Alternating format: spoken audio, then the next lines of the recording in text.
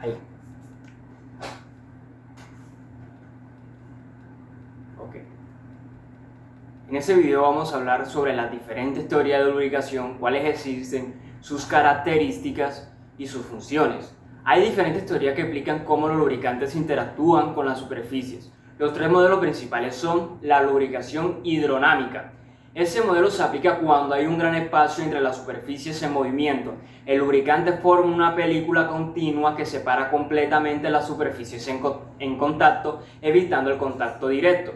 Este tipo de lubricación es común en sistemas como los rodamientos o los cojinetes. La película de lubricante es empujada por el movimiento relativo de las superficies, creando una capa gruesa que reduce drásticamente la fricción.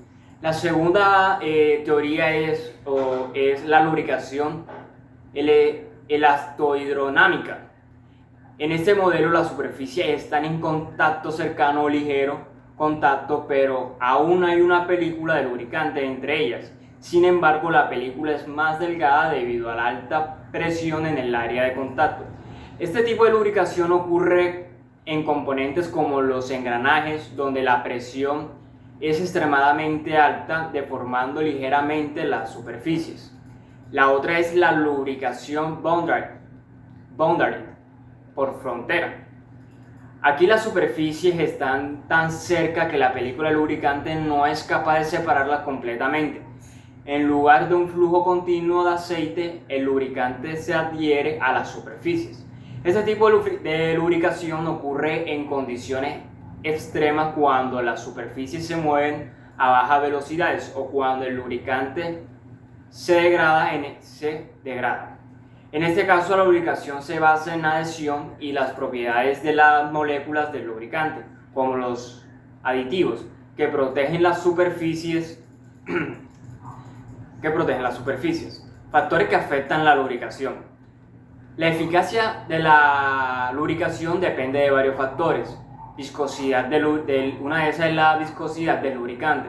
Los líquidos más viscosos crean una película más gruesa, lo que mejora la lubricación, pero puede aumentar la resistencia al movimiento.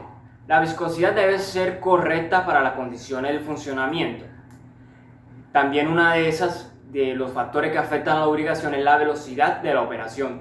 A mayor velocidad, mayor será la fricción, por lo que se requiere un lubricante que pueda formar una película más consciente. También de otro factor es la temperatura. A medida que aumenta la temperatura, la viscosidad de los lubricantes cambia, lo que puede afectar la calidad de la lubricación. Un ejemplo que puedo dar sobre la temperatura: en la empresa en la que trabajo actualmente hay una máquina que se llama extruder. La extruder se encarga de fabricar plástico a una temperatura, quemando el polietileno a una temperatura de 500 a 800 grados Celsius, a 500 grados.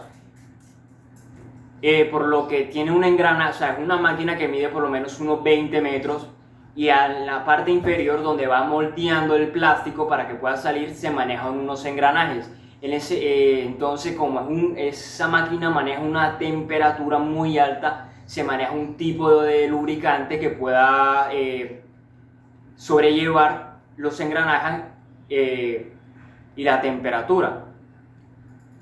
Otro factor puede ser la carga o la presión. Cuando hay altos cargos o presiones, el lubricante debe ser capaz de mantener una película protectora. De lo contrario, las superficies pueden entrar en contacto directo, lo que aumenta el desgaste. Ok, en conclusión, la teoría de lubricación es fundamental para asegurar el buen funcionamiento y la durabilidad de las máquinas, gracias a los diferentes tipos de lubricación: hidrodinámica, elastohidrodinámica y por frontera. Se puede optimizar los procesos mecánicos, reducir la fricción y prevenir el desgaste prematuro de las máquinas o componentes. Para crear un buen video,